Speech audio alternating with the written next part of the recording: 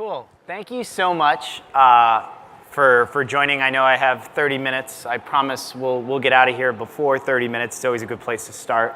But today I'm going to kind of walk you through what we're doing as far as VR and AR, how we're thinking about scaling the technologies and pushing for mass adoption, how we're thinking about the store, and then some design best practices. Cool. And so I'll also leave probably 5 to 10 minutes at the end. So anyone who wants to do a Q&A, happy to kind of answer questions. Cool. So first of all, when you think about kind of why does VR and AR matter, why we think it matters is because we actually look at it as being the 4th generation of computing. So if you go back in time, and we can all go kind of into the Marty McFly's time shed together, what you see is the IBM supercomputer of the 60s, right? It was one big mainframe computer surrounded by a lot of servers. That was really your first generation of computing. We see the 2nd generation of computing as being kind of when Dell and Apple redefined what a PC is or a personal computer in the 90s and 80s, right? In the sense that now everyone can have one at their home or in their office. We saw the 3rd generation of computing as being this, right? Everyone has a supercomputer now in their phone. There's over 4 billion of these out there. And so that's really changed the way that we compute. We see the 4th generation of computing as being something that is a mix of VR, of AR, of reality, and how I actually interact with the real world and can augment that real world at any given time. Or I can choose to completely shade out the real world and go into a virtual world at any given time. And that's really how we see computing moving in the direction going forward. So what have we done in this space? So specifically, we've launched Daydream and Tango. There we go. So how many folks actually know what Daydream and Tango are? Cool, most people, awesome. So really fast refresher.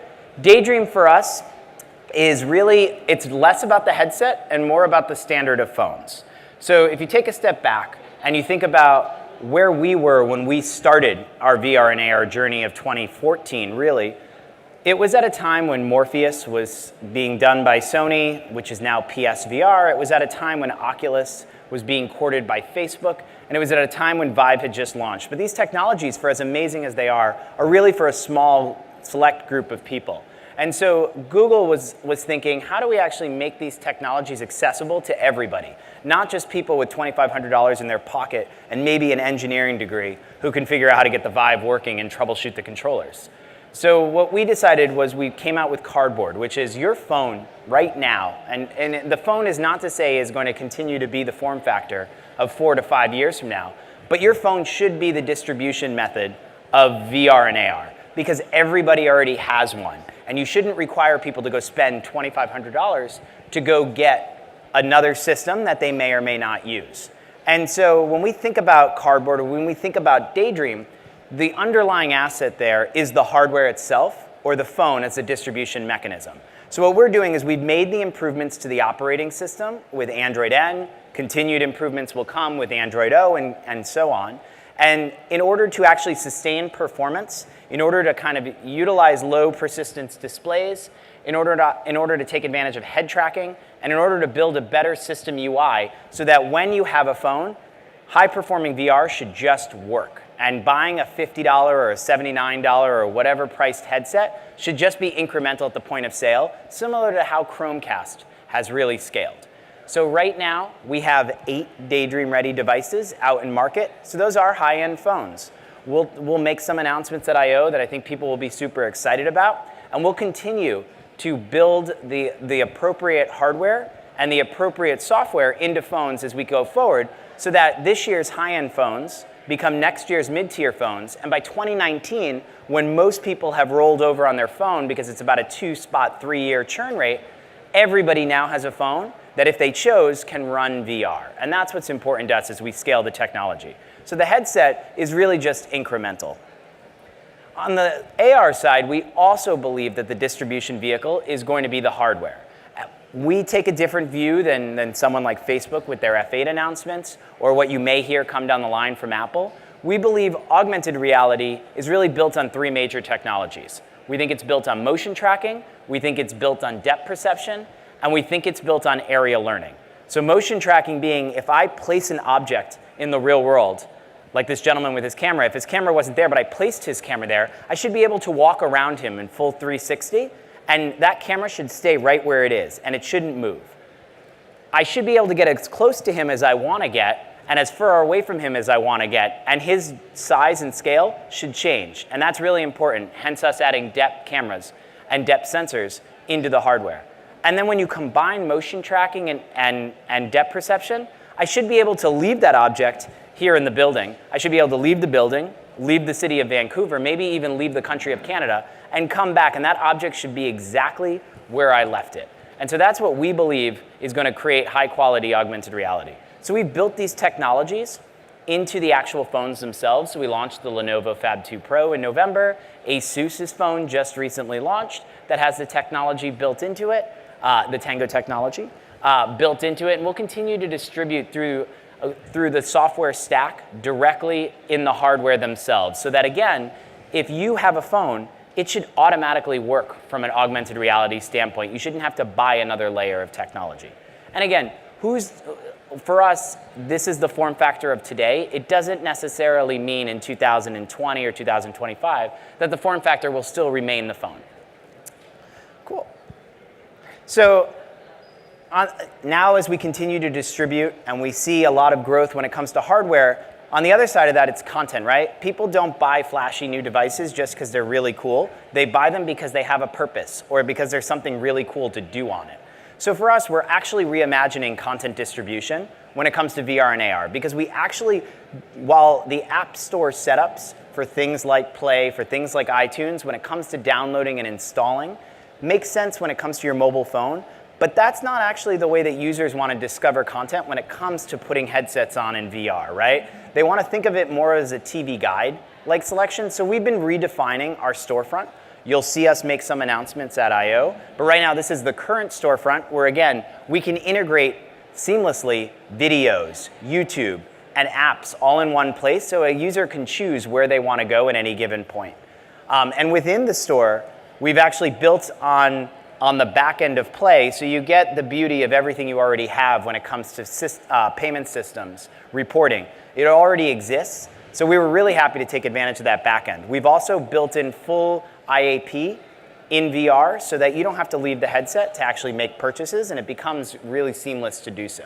So again, that's on the VR front. On the AR front, we continue to redevelop our content strategy. So we have a collection on Play today, but you'll see us make improvements there as well, because in an augmented reality setting, again, it's all about context and what I'm doing at that moment. And I shouldn't have to jump to a storefront to actually find the content that at that moment makes the most sense for me to engage with.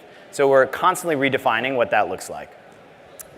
Right now, we have over 135 apps and games available on our VR store. We have over 100 apps and games just about on our AR store on our AR collection that actually have Tango features built into them. We continue to drive and let organic developers and creators know you can self-publish today, whether that's self-publishing games and apps or that's creating new video content and publishing directly to YouTube. So we're really, really excited about the way that that is going. And we've just launched a bunch of new games as well that you can kind of check out. So all that said, I also want to leave you with just some really, really basic but really important guidelines. Because now that we've received hundreds of submissions across apps, games, and videos, what I can tell you is some of the easiest things to develop for or create for seem to get broken. And so I just want to kind of leave you with, these are our best practices that we found that as developers and creators you might have already found. So the first thing is, if you think about your mobile devices and you think about current YouTube videos, they're all about under 5-minute sessions because of the context of me being on my phone, I'm at the bus stop, I have a couple of minutes. When you're thinking about VR content, it should be more like a book, which is very different from AR content, which should be in the context of I'm moving, and so this should be a really quick and easy experience for me. When it comes to VR though, I've actually taken the time to put a headset on, I've gone across the barrier, I actually want to engage with it. So these should be longer than 5-minute sessions. So think sit down meal, do not think snack. And actually what we see is when you actually make longer experiences, we see the star ratings go up, and we've already started to quantify that. Insight number 2 is every first impression matters. So you guys have to think about what is the first foot that you put out there. It could be your store listing, it could be the asset that you use to define your video. But users make a choice based on that. And we already know that from Play. We know that from YouTube. So again, thinking about what is your first impression? Site number 3, novelty wears off. We have seen hundreds of fad type marketing promo apps, games, and videos come through. People don't want that. They want something real and they want to feel the emotional connection. So I really encourage my developers and creators in the audience to think about what is the content I'm producing and why should someone actually care and engage with this. Insight number 4, think window shopping, not grocery shopping. Again, when I'm looking through the windows, I need to really think through what exactly is this experience? Why does it matter to me? What does the environment look like? What is the quality? You really have to think about the editorial that you choose to put out there and why a user is going to engage. Virtual reality is meant to be experienced. So again, when you're building and creating and kind of going out there with 360 cameras, I want to feel present, whether that's presence from real-world teleportation, because it's something that I actually can't be at that exact moment, but I want to be there, or whether it's fictional teleportation from the stance that if you're taking me to a world, make me believe I'm actually in that world. Don't make me feel like I am not present. Kind of one experience, one purchase is kind of our insight number 6. So yes, we have apps and games that are premium. Yes, we have video series that are coming in premium, but it doesn't always have to be premium, right? But the point here is less of right now currency mechanics and time-based mechanics don't necessarily work in VR. So you really have to think about how do I give the user what they want? And we know from user studies that users really want to understand duration, quality, and environment. So how do you give them those 3 things? But you can set that right paywall where it's one time. Because every time you ask a user to make a payment, they are putting in a 4-digit code. And that's going to break immersion. And if you look at insight number 5, it was don't break immersion. So again, high quality content with a narrative, engage the users beyond novelty, let users try your experience, and single purchase to unlock the entire experience. A couple of other guidelines. Your app needs to actually install correctly if you're going to go down the app. You'd be surprised how many folks that this does not happen. I can tell you it's actually a huge percentage. Think about your performance, especially with VR, right? 50 frames or 60 frames per second is what you should be pushing. Otherwise, you're going to get a user sick really fast. On our side, what we've done is we've actually done a little differently from the Play Store today, where even if you publish, you're not actually going to be found in the store without passing some of our guidelines. And this is one of our restrictive guidelines where we'll actually fail that app and not allow it to be found by users. Because at the price point we're at, if a user gets sick, it's not just I uninstall the app and I go to the next one like I would on my mobile device. It's I put Google's headset down and I don't actually touch anyone else's headset. So you have to just be really careful about the ecosystem as a whole. Never go to 2D. Again, some of these are basic, but I kind of want to set the reminder here. App stays in landscape mode, right? Like we've seen it flip when the phone is rotated. That can actually make a user sick really fast. Use immersive full screen here. Don't show the system bars. You're just breaking immersion, but these are, again, just some easy guidelines that we see people fail on every day. When it comes to comfort, users can focus on elements. So again, just picking things in the scene that you want them to look at. So avoid placing objects too close that the user can't actually focus on them. So this is actually another one that we see really problematic from most app and game developers today. You have to maintain the head tracking. This is our number 1 fail reason. You'd be surprised. Stable horizon line. I think I have a really cool visual, or I had. Sorry, it's not here. But basically, there was an app that just got submitted last week where the horizon line was moving, and I vomited very quickly. Users initiate the movement. Moving the camera should be initiated by the user, not by you in your linear storytelling. And honestly represent the content. If you're a beach scene, there shouldn't be a chainsaw at that beach, right? Because that's not your content. So why kind of put that wrong impression to the user? Make sure the app uses the controller. This one I'm going to end with, but it's really, really important because if I'm just in a headset, especially with VR, and I don't have my hands in that environment or hand in that environment with me, I'm never going to feel like I'm present and I'm part of that environment. I'm always going to feel like, hey, this is just something really cool I'm watching. So again, the point of virtual reality and the point of augmented reality is to really make a user believe that these objects are in the world with them or that that world is real. So just super important things to kind of keep in mind. So like I said, I promised everyone I would end in 18 minutes. And I want to open it up to questions because I always feel like those are more fun. So who wants to ask a question? Yes. Ah, you can just. The question was, are we going to continue working on Cardboard for iOS? The answer that we give is, Cardboard is the gift that keeps on giving. So Cardboard for us was literally $0 to kind of fund and get out there. We've got over 10 million Cardboard that are out in the wild. We have one of the largest active user bases when it comes to 30-day actives with Cardboard users. We have over 3,500 apps now on Play that are actually Cardboard enabled. We have over 1,200 apps on the iOS store that are Cardboard enabled. We are absolutely still continuing to evolve that ecosystem and grow that ecosystem because of how important it is. Cardboard itself is the introduction to VR for about 99.9% of people in this world.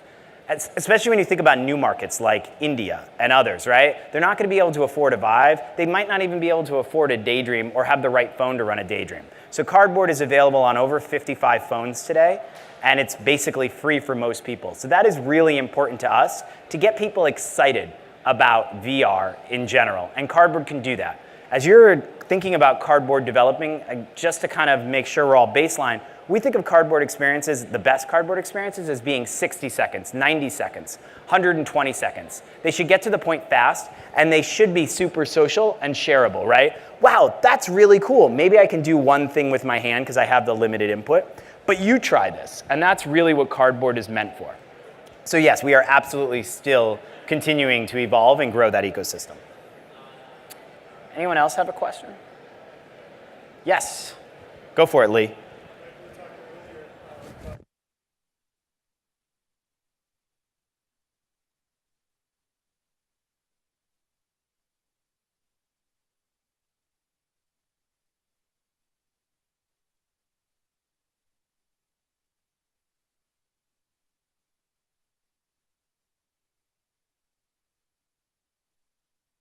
Can you guys all hear me? Oh, there we go. So the question was, talk a little bit more about quality, duration, and environment.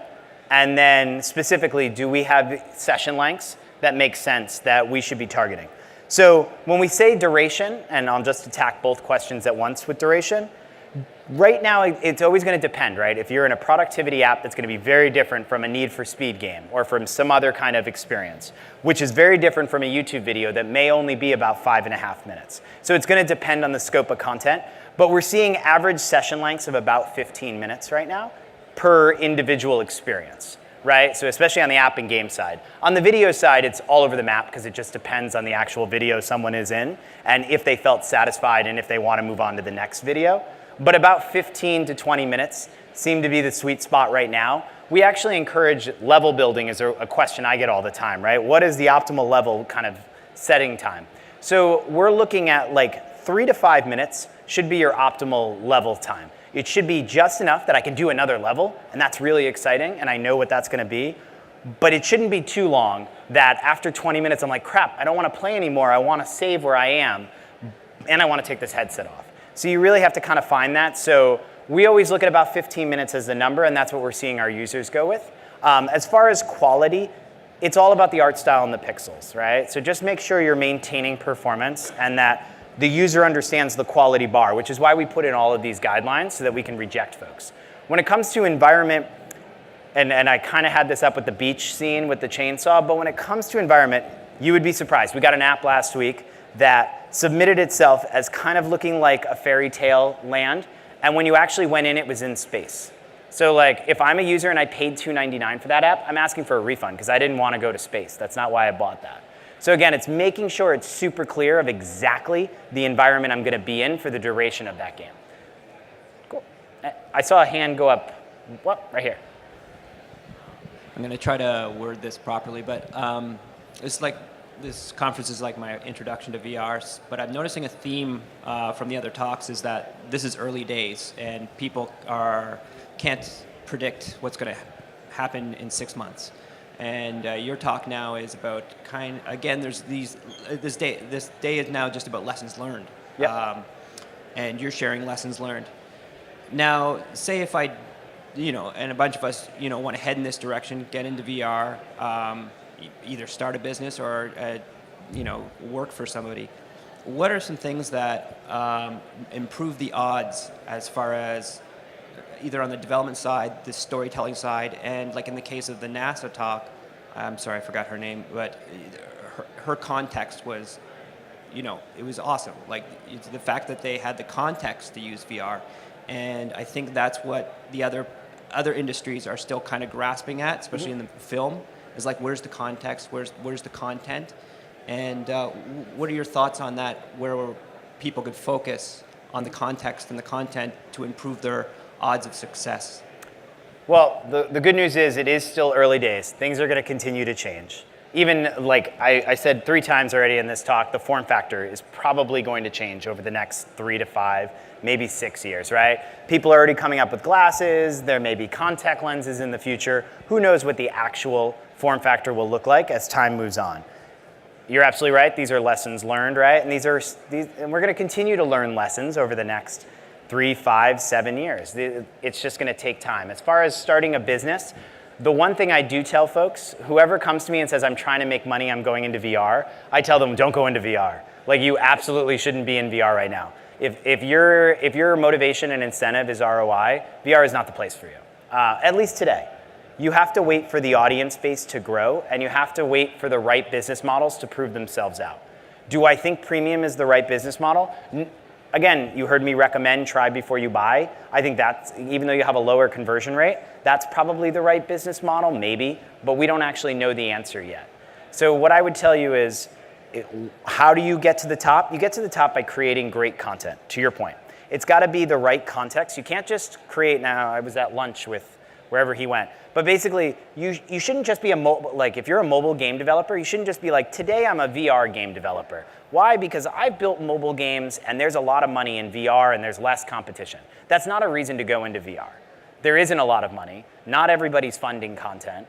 And you don't necessarily have the skills to turn around and start building in VR.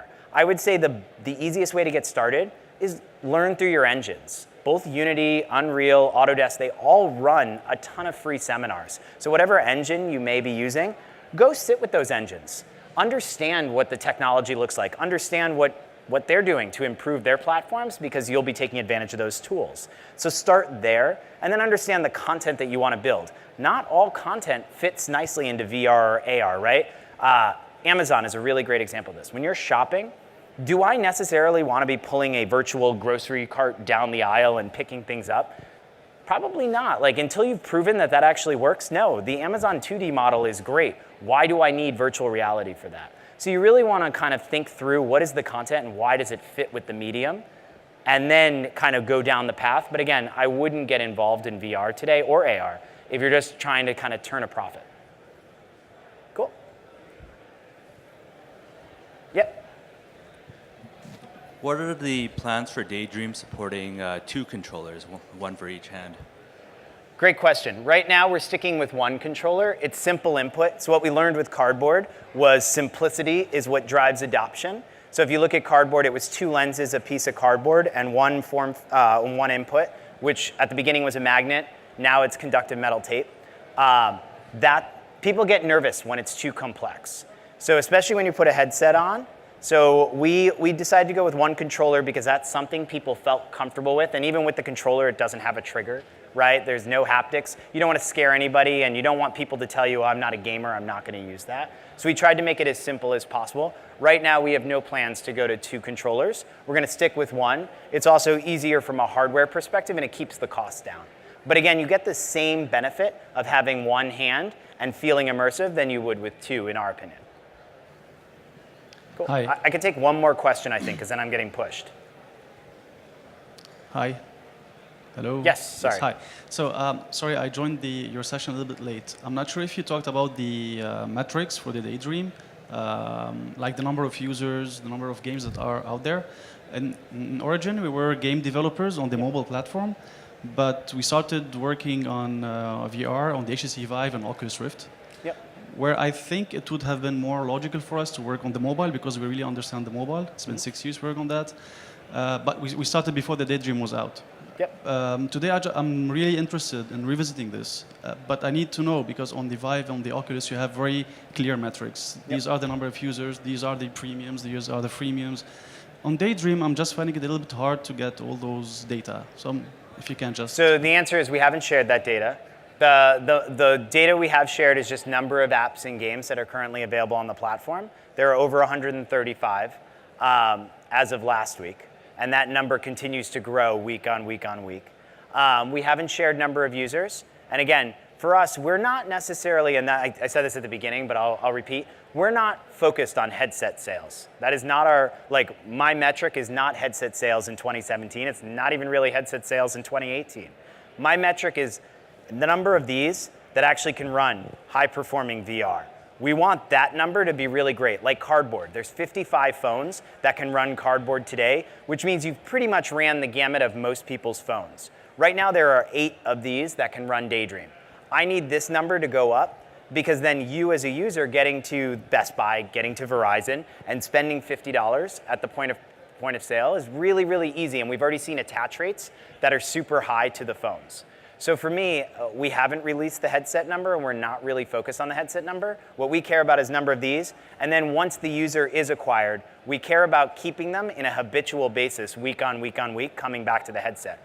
Because what we've heard from our friends at Vive, our friends at Gear, is that that user base is really, really hard to retain. And so you need to think about how do I reduce the barrier to entry to keep them coming back on a week-on-week basis. And so those are kind of the things we focus on. You'll hear us make some of those announcements in 3 weeks. All right, guys, thank you so much. I really appreciate everyone's time today.